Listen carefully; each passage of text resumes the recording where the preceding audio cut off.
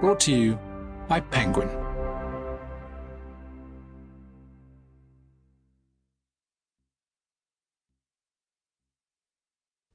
The Armchair General. Can You Defeat the Nazis? By John Buckley. Read by Thomas Judd and Rupert Farley. Introduction. A few years ago, on a warm sunny day in May, I was standing on the John Frost Bridge in Arnhem in the Netherlands with a group of students from my university's War Studies department, engaged in a battlefield study tour. We had been tracking the route of the Allies as they fought to seize a crossing over the Rhine in September 1944, part of the infamous Operation Market Garden, and graphically depicted in the motion picture A Bridge Too Far.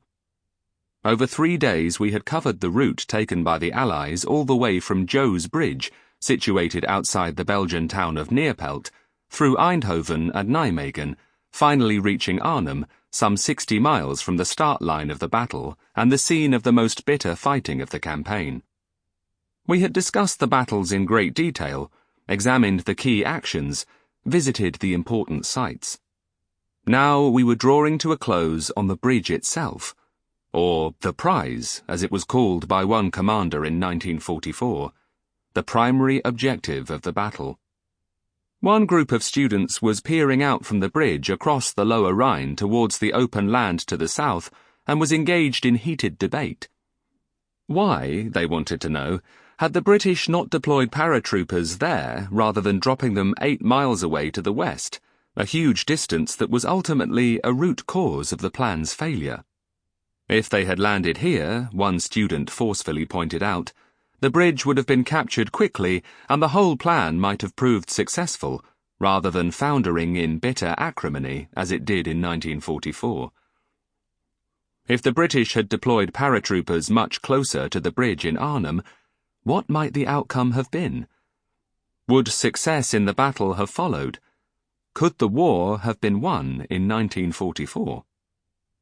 The debate continued for some time without an entirely convincing conclusion being reached, but the discussion highlighted for me once again the role of the crucial pivotal decision in military history, the effect of the commander's choices and the enduring fascination of the impact of alternative outcomes, if those choices and decisions had been different. For some historians, this remains little more than an absorbing parlour game, and cannot be viewed as real or serious history. After all, the discipline of history concerns itself with interpreting the past through evidence, and there cannot be evidence of things that did not happen. There is enough debate and argument over establishing convincing arguments for why events occurred as they did. Dealing with the potential implications of alternatives, or counterfactuals as they have been labelled, is a further step into the unknown that is fraught with uncertainty, and a step too far for some. Yet, the concept of alternative histories, or what-ifs, remains enduringly popular in fiction, both in literary and visual media, and a great many of them centre on the outcomes of war or major political events in the 1930s and 1940s. Books such as Len Deighton's SSGB and C.J. Sansom's Dominion have explored the much chewed-over scenario of Britain falling under Nazi hegemony in the Second World War, though it has to be said they are quite light on the process by which this might have occurred. Philip Roth's acclaimed The Plot Against America examined an alternative history in which Roosevelt was pipped to the presidency in 1940 by Charles Lindbergh, standing on a platform that was much more sympathetic to the Nazis.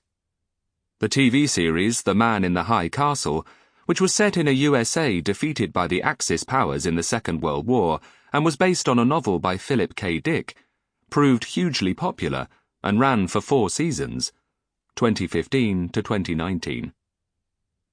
Historians have also been drawn to the topic of alternative timelines, with books dedicated to exploring key events throughout history that have shaped our modern world, and the possible impact of different choices being made at pivotal moments.